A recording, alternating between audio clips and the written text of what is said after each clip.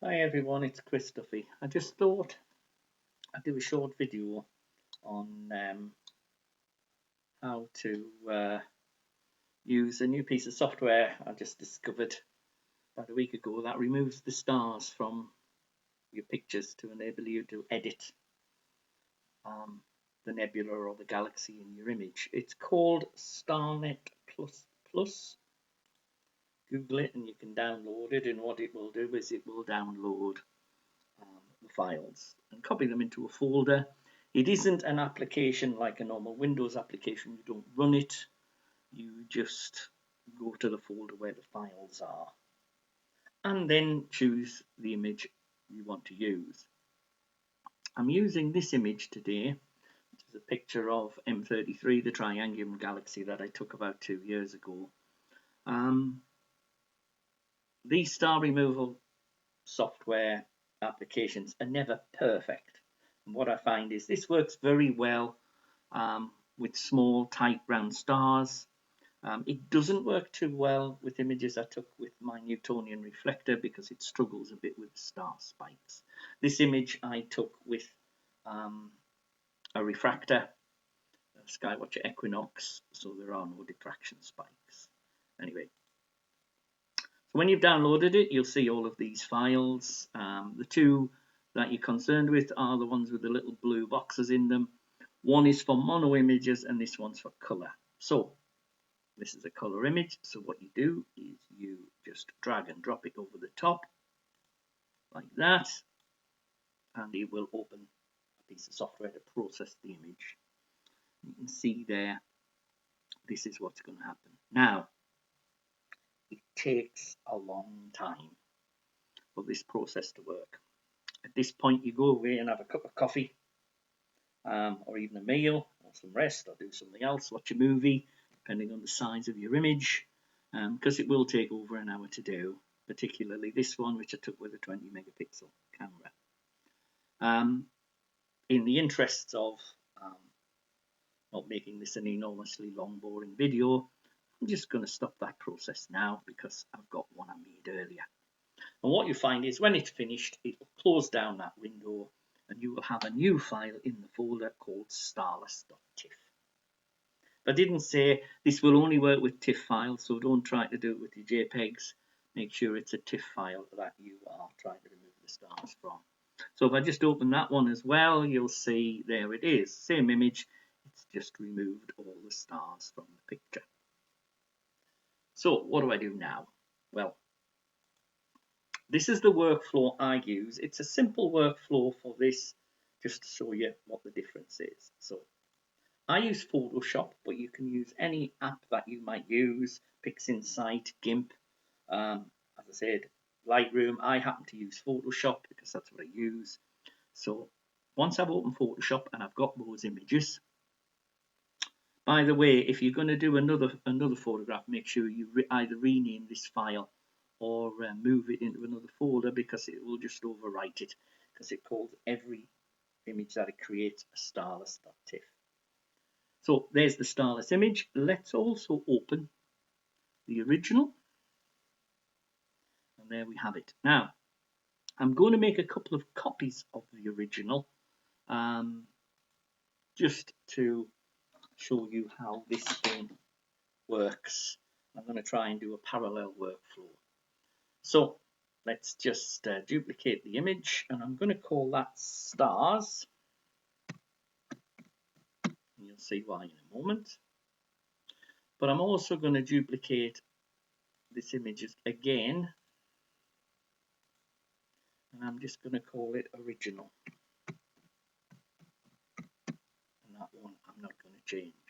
Okay, so now I have 4 files open in effect. I've got the starless one, I've got the original image, I've got one that looks exactly the same as that at the moment called stars, and I've got another one that's exactly the same. So first things first, I'm going to go to the one with the stars removed, and I'm going to select all of it, and then I'm going to copy that image. And then I'm going to go to the one that's labeled stars, and I'm going to paste it in. So there you'll see now I have the image with the stars and the image without. And then what I'm going to do in the layer opacity, or in the layer mode, I'm going to change that mode to subtract.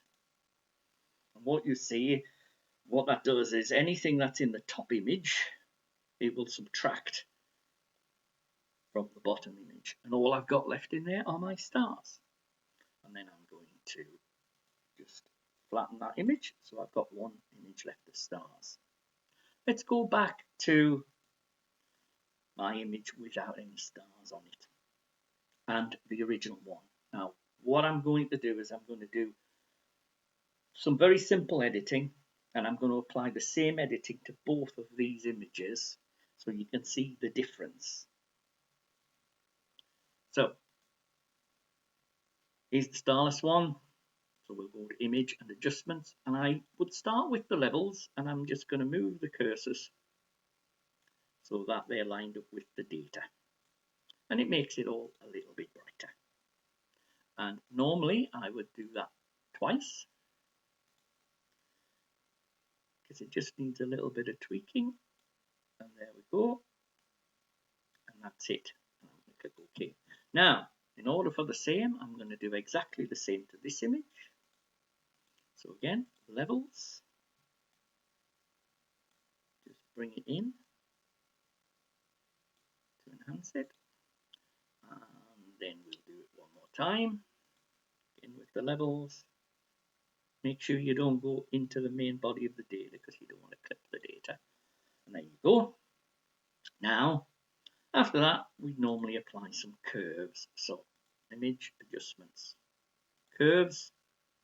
Let's just push the image up to bring out some of the faint parts of the galaxy. I'm just going to pull the black point down a little bit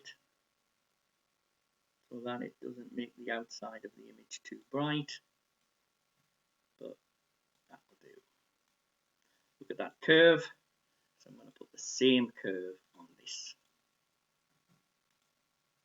So again, pull it up about there, pull it down ever so slightly,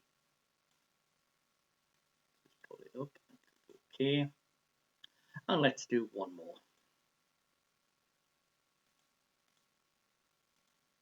Let's just pull the curve right up, make it nice and bright. But again, I'm just going to put a tag on that to stop it from bending that curve upwards. And I'm just going to pull the black down because I don't want it to be too bright there. So there we go. Click OK to that. And let's again apply the same option to this image, just curves, and do exactly the same. Bring it up about there, put that there, and just pull this end down a little bit to not make it so. Okay to that. I'm now going to apply some colour to the image because there's not much colour in it at the moment. So with my starless image, I'm just going to move the vibrance and the saturation up to 25. I'll get it at 25 in a minute. There you go, and that's the same, 25. And click OK. Let that happen, and then I'm going to do the same with this one. Image adjustments, 25. 25 sometimes. There we go.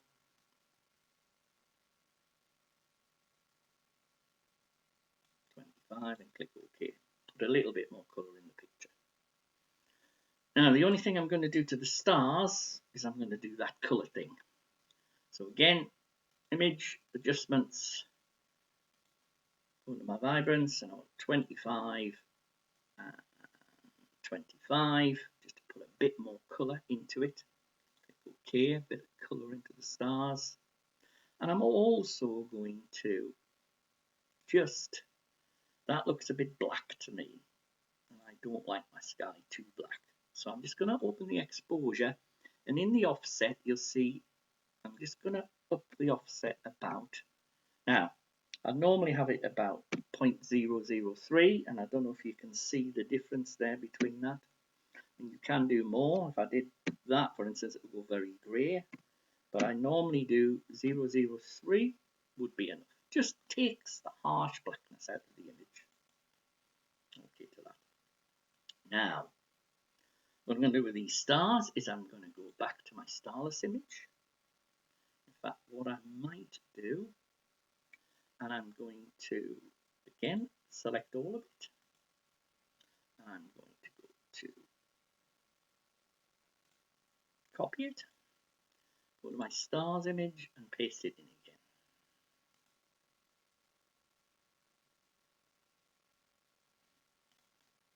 Now you can see I've put that in. Now, what you'll find, and I'm going to zoom in, never do that, you find it's a little bit noisy. The star process tends to make it noisy. And also, I don't know if you can see there, but it has left a few artifacts. You can get rid of those artifacts simply by using the clone stamp. And that'll get rid of anything that's too bad. But I'm not going to do any more than that at the moment with that. So again, if we change the screen, now you've got two here. You've got lighten and screen. If I change it to screen, there you'll see it's put the stars back into the image, but it is a bit noisy. So to the top layer, I'm going to apply a filter, and I'm going to blur it.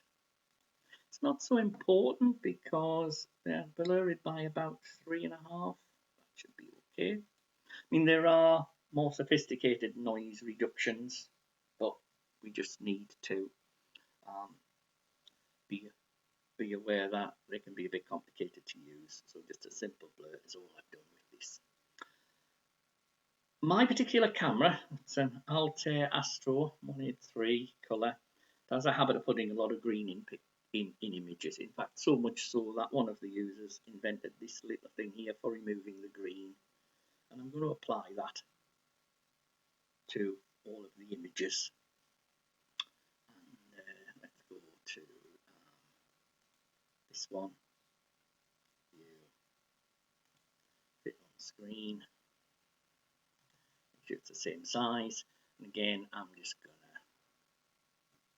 remove the green from it in the same way. Right, so now we have 3 images.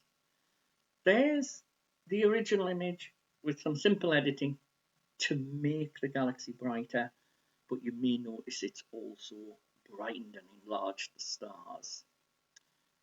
The image where I've edited it without changing the stars, there you go, you can see the stars are a lot smaller, and therefore a lot more. And there's the original image. Let's just make that the same size. So there you go, original image, edited as a full image so the stars get big, and final image where the stars are a bit shorter.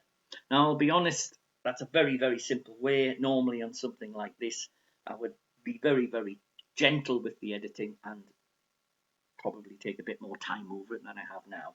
But I just wanted to show you how it works. Thanks very much.